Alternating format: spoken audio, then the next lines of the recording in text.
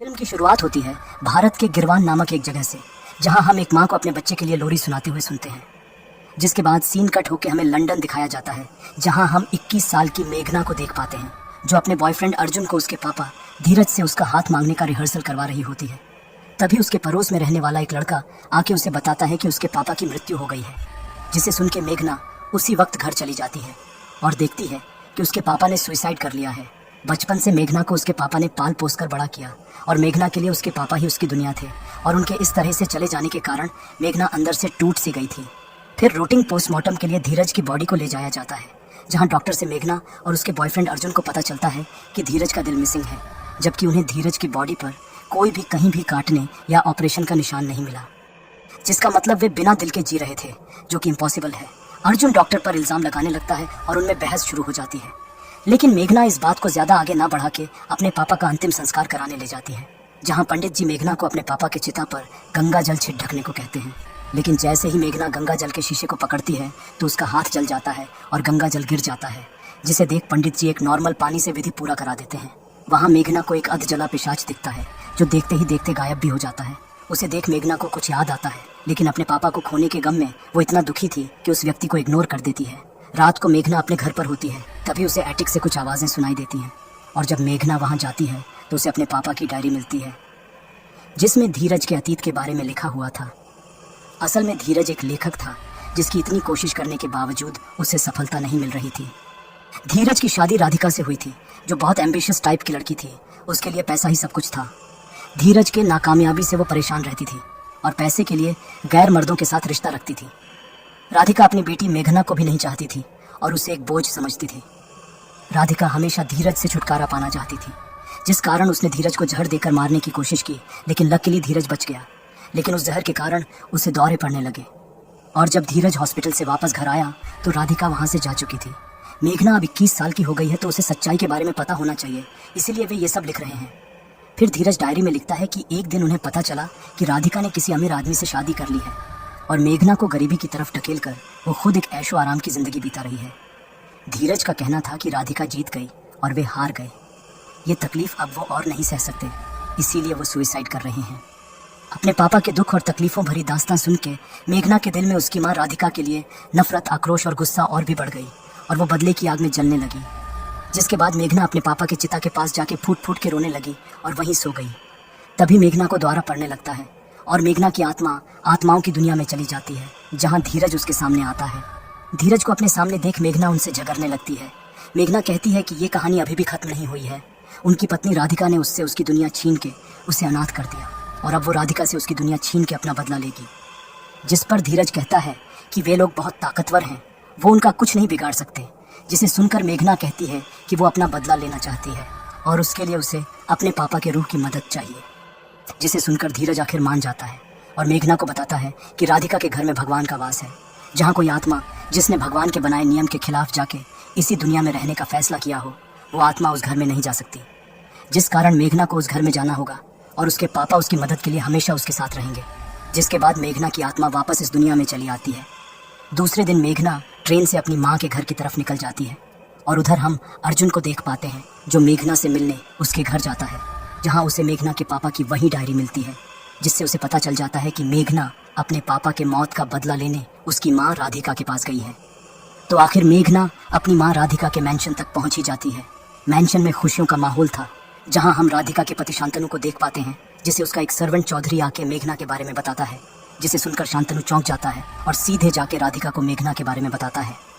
मेघना का नाम सुनकर राधिका भावुक हो जाती है और दोनों मेघना से मिलने जाते हैं। लेकिन जब राधिका मेघना को कमरे के बाहर से देखती है तो अपनी बेटी को देख वो और भी भावुक हो जाती है। राधिका अपने जज्बातों को काबू नहीं कर पाती और वहां से वापस चली जाती है। तो शांतनु अकेले ही मेघना से मिलता है और बताता है कि उसकी बेटी अदिति का 16वां जन्मदिन है, जिसमें राधिका बिजी है, जिस कारण वो नहीं आ सकी। राधिका को देख हमें ये समझ में आ जाता है कि धीरज ने मेघना से उसकी माँ के बारे में जो कहा था वो पूरी तरह से सच नहीं था। यहाँ राधिका का भी कोई ना कोई पहलू, कोई ना कोई सच्चाई तो जरूर है, जो अभी तक मेघना के सामने नहीं आई थी। लेकिन इस घटना ने मेघना के मन में जो शक अपनी माँ के बारे में था, वो एक गलत फहमी की वजह से यकीन में बदल जाती है। फिर मेघना बताती है कि उसके पापा के देहांत के बाद उसके रहने का कोई ठिकाना नहीं रहा और इसीलिए वो यहाँ आई है, जिसे सुनकर शांतनु मेघना को खुशी खुशी वहाँ रहने को कहता है और बोलता है कि मेघना इसे अपना ही घर समझे। पूरा दिन बीत जाता है लेकिन राधिका मेघना से मिलने नहीं आती, जिसे देख मेघना को बुरा लगता है और गुस्सा हो जाती है। रात को मेघना चुपके से अपनी माँ को देखने जाती है, जहाँ राधिका अपनी बेटी अदिति को गायत्री मंत्र सुना रही होती है और कहती है कि वो उसकी एकलौती प्यारी बेटी है, जिसे सुनकर मेघना और भी गुस्सा हो जाती है लेकिन कुछ नहीं कहती और वहाँ से अपने कमरे में चली जाती है। फिर सभी सो जाते हैं और आधी रात को मेघना की आत्मा फिर से आत्माओं की दुनिया में चली जाती है, जहाँ धीरज उसे बताता है कि उस घर में एक अखंड ज्योति जल रहा है जो उसे उस घर में जाने से रोक रहा है। तो धीरज मेघना को उस दिया को बुझा देने को कहता है। धीरज ने मेघना को बचपन से कभी भी कोई धार्मिक बातें ना तो बताई और ना ही सिखाई थी, जिस कारण मेघना को ये पता नहीं था कि जिस घर में सच्चाई, अच्छाई और प्यार का वास हो वहाँ भगवान का वास होता है, और जहाँ एक अखंड ज्योति जल रहा हो वहाँ कोई भी बुरी आत्मा प्रवेश नहीं कर सकती। अगर धीरज की आत्मा एक अच्छी और सच्ची आत्मा होती तो वो अखंड ज्योति उसे कभी भी नहीं रोकती। खैर, तो मेघना बिना कुछ सोचे बिना कुछ समझे मंदिर चली जाती है और वो अखंड ज्योति बुझा देती है, और उस दिया के बुझते ही हम उस अध जले पिशाच को देख पाते हैं जो उस मैंशन के पास चला आता है और धीरज की आत्मा को उस मैंशन की तरफ भेज देता है। अब ये पिशाच धीरज की मदद क्यों कर रहा था और क्यों मेघना को उस दिन लगा कि वो इस पिशाच को जानती है, ये हमें बहुत जल्द पता चलेगा। तो मैंशन में आके धीरज की आत्मा राधिका को हॉन्ट करने लगती है, जिसे शांतनु और राधिका एक वहम सोचकर सो जाते हैं। दूसरे दिन की सुबह वे लोग देखते हैं कि वो अखंड दिया बुझी हुई है, तो चौधरी जी उसे जलाने की कोशिश करते हैं लेकिन वो दिया नहीं जलती, जिसे देख शांतनु मजाक में उनकी खिंचाई करने लगते हैं। लेकिन चौधरी जी बोलते हैं कि पिछली रात को मेघना मंदिर के पास आई थी। चौधरी का कहना था कि ये अखंड ज्योति कभी भी नहीं बुझी और मेघना के आने के बाद ही बुझ गई, और अब यह ज्योति वापस जल ही नहीं रही है। लेकिन शांतनु इसे एक इत्तेफाक समझकर इग्नोर कर देता है। दूसरी तरफ हम मेघना को देखते हैं जो अपने पापा से मन ही मन बात कर रही होती है। तभी धीरज की आत्मा एक ग्रामोफोन की मदद से बात करने लगता है। धीरज मेघना को बताता है कि वो उसके साथ है और उसे अगले इंस्ट्रक्शन के लिए वेट करने को कहता है, और मेघना का उस मेंशन में पहला दिन बीत जाता है। दूसरे दिन की सुबह सभी ब्रेकफास्ट के लिए आते हैं, जहाँ मेघना भी आती है, लेकिन तभी वो राधिका से टकरा जाती है जो दूध लेकर आ रही होती है। दूध के गिरने को राधिका अपशगुन बोलती है, लेकिन मेघना को लगता है कि उसके बारे में बोला जा रहा है, जिससे मेघना को बहुत दुख पहुंचता है और रोते हुए वहां से चली जाती है। तभी हम वहां अर्जुन को देख पाते हैं जो मेघना के लिए वहां आया हुआ था। अर्जुन को वहां देख मेघना बहुत खुश होती है लेकिन उसे वापस चले जाने को कहती है, जिस पर अर्जुन कहता है कि वो मेघना से प्यार करता है, वो यहीं रहकर मेघना का इंतजार करेगा और अगर वो वापस गया तो उसे साथ लेकर जाएगा। जिसे सुन मेघना इमोशनल हो जाती है और दोनों करीब आते हैं। रात को धीरज मेघना के सपने में आता है जो उससे बहुत गुस्सा था। धीरज बोलता है कि मेघना अपने मकसद से भटक गई है और अर्जुन उसे भटका रहा है, जिस पर मेघना बोलती है कि वो अर्जुन से प्यार करती है और वो अपना मकसद नहीं भूली है, वो राधिका से बदला लेकर रहेगी। धीरज कहता है कि प्यार और नफरत एक साथ एक दिल में नहीं रह सकते, और जिस दिन वो अपने प्यार को भुला के अपने मकसद के लिए पूरी तरह से तैयार हो जाएगी तब अपने पापा को बुलाना। ये कहकर धीरज वहाँ से चला जाता है और अपने पापा को पुकारते हुए मेघना की नींद टूट जाती है। मेघना अपनी नींद में जो भी बरबरा रही थी वो अर्जुन ने सुन लिया था, जिस कारण अर्जुन मेघना को इस बर्बादी को रोकने और न करने के लिए समझाने की कोशिश करता है। अर्जुन कहता है कि इस बदले से उसे कुछ हासिल नहीं होगा, और जिस मेघना को वो जानता है उसमें प्यार और रोशनी थी, न कि नफरत और बदले की भावना। लेकिन अपने पापा को खोने के गम में मेघना के अंदर बदले और नफरत की भावना ने उसकी आंखों पर पट्टी बांध दी थी, और यह नफरत हम मेघना की आंखों में साफ साफ देख पा रहे थे। मेघना कहती है कि वो अपने पापा की मौत, उसके दुख और उसके बचपन को खोने के लिए उसकी माँ को कभी माफ़ नहीं करेगी और वो उन्हें बर्बाद करके ही रुकेगी। और जब अर्जुन देखता है कि इतना समझाने के बाद भी मेघना अपने बदले की भावना से बाहर नहीं निकल रही है और खुद को बर्बादी की तरफ लेकर जा रही है, तो अर्जुन उसे एक अल्टीमेटम देता है और कहता है कि वो उसे सिर्फ 24 घंटे की मोहलत दे रहा है, और तब तक मेघना को सब कुछ भुला के उसके साथ वापस जाना होगा, नहीं तो वो खुद जाके राधिका को उसके मकसद के बारे में बता देगा। जिसे सुनकर मेघना तो गुस्से में वहाँ से चली जाती है, लेकिन हम देखते हैं कि अर्जुन के कहे 24 घंटे की गूंज उस पिशाच के कानों तक पहुँच जाती है, जिसे सुनकर वो बहुत गुस्सा हो जाता है और सीन यहीं कट हो जाती है। दूसरे सीन में हम अर्जुन को देख पाते हैं जो डिनर के बाद अपने होटल रूम में रेडियो सुन के आराम कर रहा होता है। तभी एक अदृश्य ताकत उस पर हमला करती है और उसे मार मार के लहूलुहान कर देती है। दूसरी तरफ हम मेघना को देख पाते हैं जहां उसे मिलने अदिति उसके कमरे में आती है, जिसे अब तक पता चल चुका था कि मेघना उसकी दीदी है, जिसे जानकर वो मेघना से खूब सारी बात करने लगती है और उसे गले भी लगाती है। उसके प्यार और लगाव को देख मेघना को अच्छा लगता है और वो भी उसे पसंद करने लगती है, जिसका मतलब मेघना के दिल में अच्छाई की रोशनी अभी भी जिंदा थी। फिर रात को धीरज मेघना के सपनों में आता है और बताता है कि बहुत जल्द मेघना के पास कोई उसकी अस्थियों भरा एक कलश लेकर आएगा, जिसे मेघना को अदिति के बिस्तर के नीचे रखना होगा। धीरज बताता है कि यह आखिरी पड़ाव है, जिसके बाद राधिका की जिंदगी नरक से बदतर हो जाएगी, क्योंकि धीरज का कहना था कि वो राधिका के जान पर वार नहीं करना चाहता। राधिका की जान जिसमें बसती है उस पर वार करना चाहता है, मतलब अदिति पर, जिसे सुनकर मेघना चौंक जाती है क्योंकि वो अपने बदले के लिए किसी मासूम बेकसूर छोटी सी बच्ची की जान दांव पर नहीं लगाना चाहती थी। जिसे सुन के धीरज मेघना के मन में अदिति के खिलाफ जहर घोलते हुए बोलता है कि वो लड़की एक अमीर आदमी की बेटी है, वो मेघना के साथ टाइम पास करेगी और फिर जब उसका मन भर जाएगा तब वो मेघना को अपनी जिंदगी और उस मैंशन से धक्के मार के बाहर निकाल देगी। और इस तरह दूसरा दिन भी बीत जाता है। अगले दिन की सुबह जब मेघना नाश्ते के लिए किचन में जाती है तो वो देखती है कि नौकरों ने अदिति के लिए नाश्ता बनाया है लेकिन उसके लिए नहीं। ये देख मेघना को बहुत बुरा लगता है और वापस अपने कमरे में जाने लगती है। तभी मेघना के सामने उस घर में काम करने वाला माली आता है जिसकी एक आंख सफ़ेद होती है, जिसे देख मेघना घबरा जाती है। वो व्यक्ति उसे एक काला गुलाब देता है और बताता है कि उसे पता है कि मेघना ने ही वह अखंड दिया बुझाया है जिस कारण इस गुलाब का रंग काला हो गया है। वो ये भी बताता है कि अच्छी और पवित्र आत्मा को किसी घर में जाने के लिए अखंड ज्योति को बुझाने की ज़रूरत नहीं होती, बल्कि पवित्र आत्मा के आने से वो अखंड ज्योति खुद ब खुद जल उठती है। ये सुन के मेघना चौंक जाती है और वहाँ से जाने लगती है। तभी वह व्यक्ति उस अधजले पिशाच के बारे में बताता है जो उसके पापा के अंतिम संस्कार के वक्त शमशान घाट पर आया था, और ये भी बताता है कि मेघना उसके बारे में जानती है लेकिन भूल गई है। जिसके बाद मेघना वहाँ से चली जाती है और सीन यहीं कट हो जाती है। शाम को आखिर माँ और बेटी का आमना सामना होता है। मेघना राधिका से शिकायत करने लगती है कि इतने आलीशान लाइब्रेरी में उसके गरीब पिता की एक भी किताब नहीं है, जिस पर राधिका बोलती है कि उसके नज़रिए से अगर देखे तो ये सही है। और इससे पहले कि राधिका अपनी सच्चाई बता पाती तभी अदिति वहाँ आ जाती है और मेघना को वहाँ से ले जाती है। अदिति मेघना को बताती है कि उसके बॉयफ्रेंड को चोट लगी है और वो हॉस्पिटल में एडमिट है, जिसे सुनकर मेघना बहुत परेशान हो जाती है। अदिति अपनी छोटी बहन होने का फर्ज अदा करते हुए उसे लेकर हॉस्पिटल जाती है। अर्जुन बताता है कि उसकी माँ ने होटल के कमरे में किसी बुरी आत्मा की मदद से उस पर हमला करवाया था, लेकिन मेघना के पिता धीरज वहां आके उसे बचा लिया। धीरज ने उसे बताया कि राधिका मेघना पर अपना दबाव बनाए रखना चाहती है, इसीलिए उसने अर्जुन पर हमला करवाया। क्योंकि अर्जुन मेघना की ताकत है और अगर अर्जुन मारा गया तो मेघना कमज़ोर हो जाएगी, जिससे राधिका को उसे अपने काबू में रख पाना आसान हो जाएगा। ये कहते हुए अर्जुन मेघना को उसके पापा के अस्थियों भरा एक कलश देता है जिसे धीरज ने उसे दिया था। तो मेघना उस कलश को लेकर वहाँ से चली जाती है। मेघना के जाने के बाद हम देख पाते हैं कि वो अर्जुन नहीं बल्कि वही अधजला पिशाच है जो अर्जुन का रूप लेकर मेघना के सामने आया था, जिसका मतलब पिछली रात को वो पिशाच और धीरज ने मिलकर अर्जुन को मार डाला था, जो कि उनके रास्ते का सबसे बड़ा कांटा था। और अर्जुन का रूप लेकर वो पिशाच मेघना के दिल में नफरत की आग को और भी भड़का दिया। दूसरी तरफ हम मेघना को देखते हैं जो तब तक उस कलश को लेकर मैंशन तक पहुंच गई थी। तभी उसके सामने वही माली आता है जो उसे आगाह करता है और ऐसा ना करने को कहता है, जिसे मेघना नहीं मानती। तो वो माली बोलता है कि जब उसे सच्चाई के बारे में पता करना हो तो उसके पास आ जाए, जिसके बाद मेघना मैंशन के अंदर चली जाती है। फिर रात को मेघना अदिति के कमरे में जाके उन अस्थियों को उसके बिस्तर के नीचे रख देती है और तभी अदिति की नींद टूट जाती है और वो मेघना से प्यार भरी बातें करने लगती है, जिसे देख मेघना रो पड़ती है क्योंकि उसे पता था कि अब अदिति की जान खतरे में है, लेकिन वो अपने बदले को पूरा करने के लिए ना चाहते हुए भी उसे ऐसा करना पड़ रहा है। फिर रात को अदिति के सोने के बाद धीरज की आत्मा उसे हॉन्ट करने लगता है, जिससे अदिति की नींद टूट जाती है। तभी उसे कमरे के बाहर से कुछ अजीब आवाज़ सुनाई देती है, तो वो देखने बाहर जाती है और एक मिरर के सामने जाके रुक जाती है। लेकिन अदिति नोटिस करती है कि उसका रिफ्लेक्शन स्लो मूवमेंट कर रहा है और मेघना ये सब चुपके से देख रही होती है। और देखते ही देखते अदिति एक चीख के साथ आईने में समा जाती है। अदिति की चीख सुन के सभी घर वालों की नींद टूट जाती है और सभी अदिति को खोजने लगते हैं।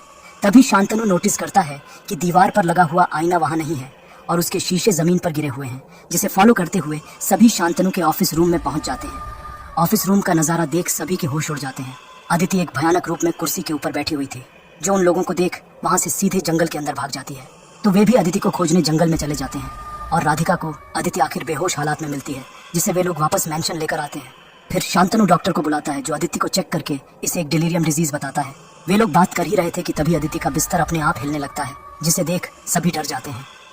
अदिति की ऐसी हालत देख शांतनु उसे वहां से निकालने जाता है, लेकिन तभी धीरज की आत्मा अदिति को पजेस कर लेता है और शांतनु को दूर फेंक देता है और एक भयानक रूप में अदिति का शरीर बिस्तर पर घूमने लगता है और फिर शांत हो जाता है। ये देख डॉक्टर धीरे धीरे उसके पास जाता है, लेकिन तभी अदिति उस पर हमला कर देती है और उसका कान काट लेती है और डॉक्टर डर के मारे वहां से भाग जाता है। फिर अदिति एक भयानक आवाज में हंसने लगती है और बेहोश हो जाती है। ये सब देख चौधरी को यकीन हो जाता है कि जो कुछ भी इस घर में हो रहा है वो मेघना की वजह से हो रहा है। तो चौधरी मेघना को उस घर से बाहर निकालने की कोशिश करता है, लेकिन राधिका और शांतनु उसे रोक देते हैं, ये कहते हुए कि मेघना इस घर की बेटी है, वो कहीं नहीं जाएगी। ये सब सुन के मेघना वहाँ से चली जाती है और जब राधिका उसे समझाने जाती है तो मेघना उल्टा सारा इल्ज़ाम राधिका पर ही लगा देती है।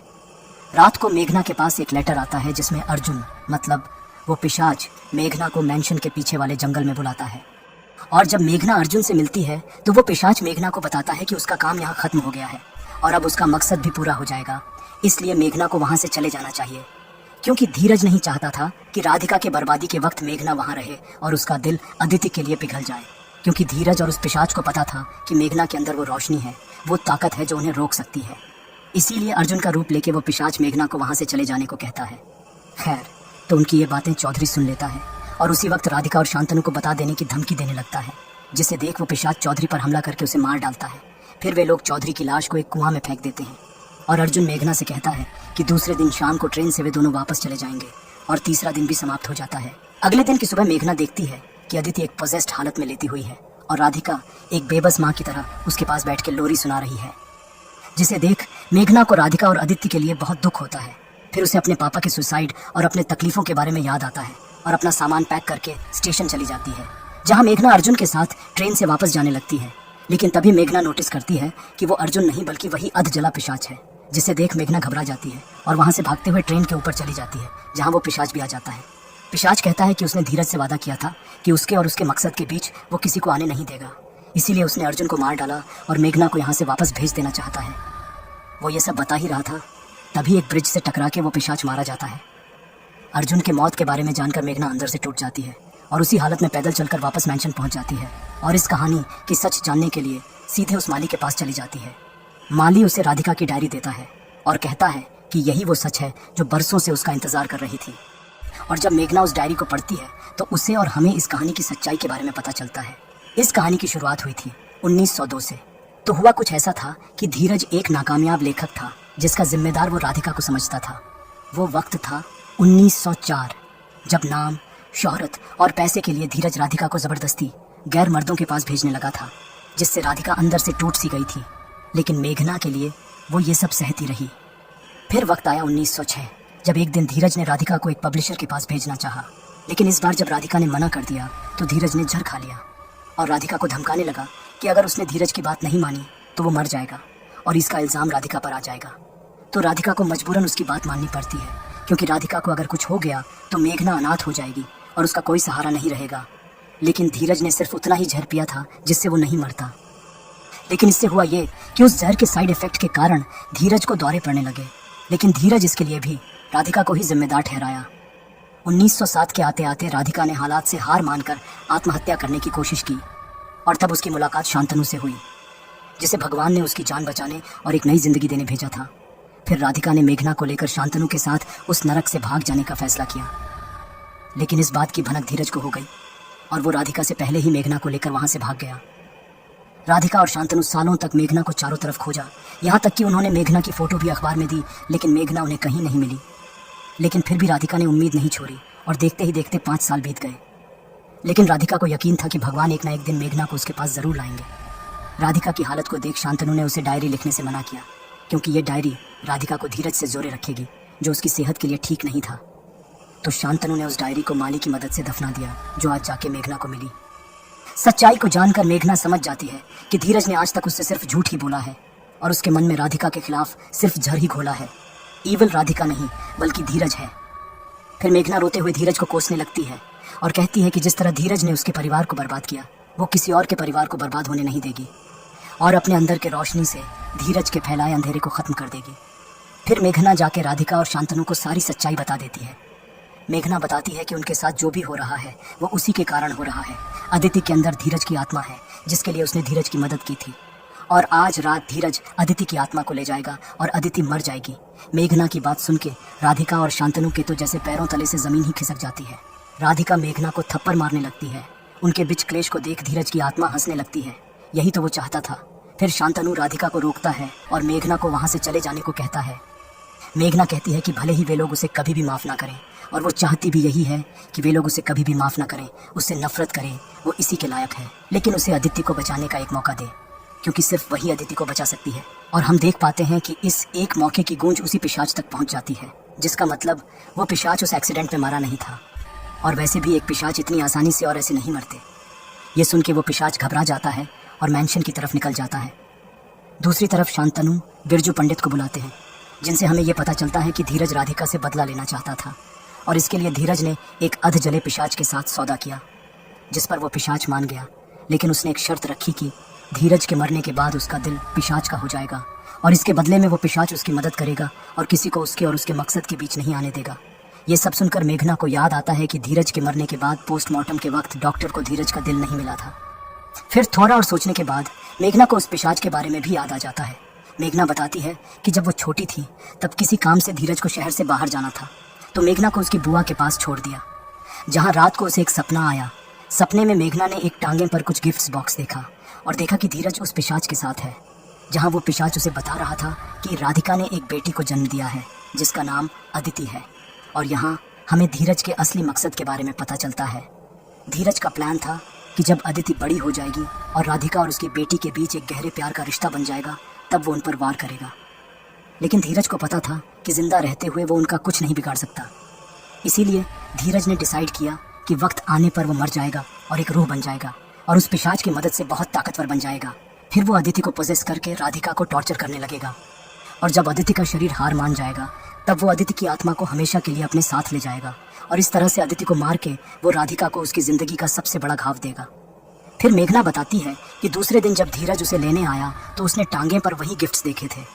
ये सब सुनकर उन्हें पता चल जाता है कि उनका सामना एक रूह और एक पिशाच के साथ है, जिस पर मेघना पंडित जी से पूछती है कि वे लोग उस रूह और पिशाच को कैसे हराए और अदिति को कैसे बचाए। जिस पर पंडित जी बताते हैं कि विश्वास और प्रार्थना से सब कुछ हो सकता है। गायत्री मंत्र और गंगा जल से ही उस रूह और पिशाच को हराया जा सकता है। दूसरी तरफ हम देख पाते हैं कि वो पिशाच धीरज की मदद करने नदी के रास्ते उस मैंशन तक पहुंच चुका था। उधर वे लोग अदिति को बिस्तर से बांध देते हैं। फिर शांतनु गंगा जल ले आता है और सभी मिलकर गायत्री मंत्र बोलने लगते हैं, जिससे धीरज की आत्मा को तकलीफ होने लगती है और वो उल्टा गायत्री मंत्र बोलने लगता है, जिसे देख सभी घबरा जाते हैं। और देखते ही देखते अदिति वो रस्सी तोड़ देती है और जब उनका नौकर अदिति के पास जाता है तो धीरज उसे मार देता है और शांतनु पर हमला कर देता है। राधिका और मेघना उसे रोकने की कोशिश करते हैं, लेकिन वो बहुत ताकतवर होता है। धीरज की आत्मा उन दोनों को दूर फेंक के वहां से भाग जाता है। शांतनु बोलता है कि उन्हें सुबह होने से पहले अदिति को खोजना होगा और धीरज की आत्मा को अदिति के शरीर से अलग करना होगा, नहीं तो वे लोग अदिति को हमेशा के लिए खो देंगे। तो तीनों अलग अलग होकर अदिति को खोजने लगते हैं। शांतनु अदिति को खोजते खोजते बेसमेंट में चला जाता है, जहां वो पिशाच उस पर हमला कर देता है, लेकिन शांतनु के पास गंगा जल था जिससे वो पिशाच पर छिड़क देता है और वो वहां से चला जाता है। दूसरी तरफ हम मेघना को देखते हैं जो मेंशन के हॉल में जाती है, जहां वो नोटिस करती है कि घड़ी का पेंडुलम एक तरफ अटक गया है। वो इसे देख ही रही थी कि तभी उसके पेट में दर्द होता है और एक मरा हुआ चूहा बाहर निकलता है। तभी वो अदिति को वहां देखती है जो हंसते हुए वहां से भाग जाती है, जिसका मतलब साफ था कि धीरज की आत्मा उनके साथ टाइम पास कर रही थी ताकि वक्त बीत जाए और वो अपने मकसद में कामयाब हो जाए। खैर, तो उधर राधिका अदिति को खोजते हुए लाइब्रेरी तक पहुंच गई थी। उस सन्नाटे भरे कमरे में राधिका अदिति को पुकारते हुए चारों तरफ देख रही थी कि तभी अदिति उस पर हमला कर देती है। राधिका किसी तरह खुद को छुड़ाती है तो अदिति जाकर टेबल पर बैठ जाती है। राधिका धीरज की आत्मा से अदिति को छोड़ देने के लिए मिन्नतें करती है। राधिका को यूं गिड़गिड़ाते हुए देख धीरज हंसने लगता है और लाइब्रेरी की किताबों से उस पर हमला कर देता है। राधिका की चीख सुनकर मेघना वहां आ जाती है, लेकिन तब तक धीरज उसे घायल करके वहां से जा चुका था। राधिका मेघना से अदिति को बचाने के लिए बोलती है और बेहोश हो जाती है। दूसरी तरफ शांतनु और वो पिशाच फाइट कर रहे होते हैं, जिसमें शांतनु बहुत घायल हो जाता है, लेकिन फिर भी शांतनु अपनी पूरी ताकत लगाकर उस पर हमला कर देता है और आखिर में उसे मार डालता है। उधर हम मेघना को देखते हैं जो अदिति को खोजते हुए वापस हॉल में चली आती है, जहां अदिति एक कुर्सी पर बैठी हुई होती है। धीरज की आत्मा मेघना पर चाकू से हमला करके उसे घायल कर देता है और वहां से भाग जाता है। मेघना समझ जाती है कि धीरज को वो ऐसे हरा नहीं सकती, एक आत्मा को एक आत्मा ही हरा सकती है। फिर मेघना खुद को संभालती है और किसी तरह मंदिर पहुंच जाती है और भगवान से अखंड ज्योति को बुझाने के लिए माफी मांगते हुए त्रिशूल से खुद पर वार कर देती है। मेघना के ऐसा करते ही उसकी आत्मा आत्माओं की दुनिया में चली जाती है। आत्माओं की दुनिया में पहुंचकर मेघना को अदिति की आत्मा मिल जाती है, जिसे धीरज ने कैद करके रखा होता है।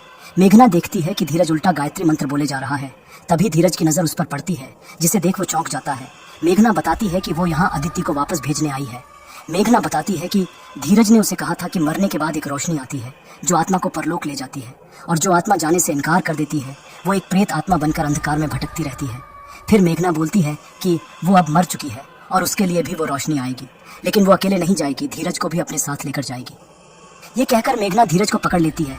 धीरज खुद को छुड़ाने की बहुत कोशिश करता है, लेकिन छुड़ा नहीं पाता। धीरज मेघना को बहुत मारता है, लेकिन फिर भी मेघना उसे नहीं छोड़ती। तभी हम उस रोशनी को देख पाते हैं जो मेघना को खींचने लगती है, और मेघना के साथ साथ धीरज भी उस रोशनी की तरफ जाने लगता है।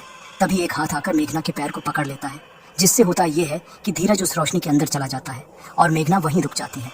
धीरज के जाते ही आदित्य की आत्मा भी आजाद हो जाती है, मतलब वो अब वापस रियल वर्ल्ड में चली जाती है।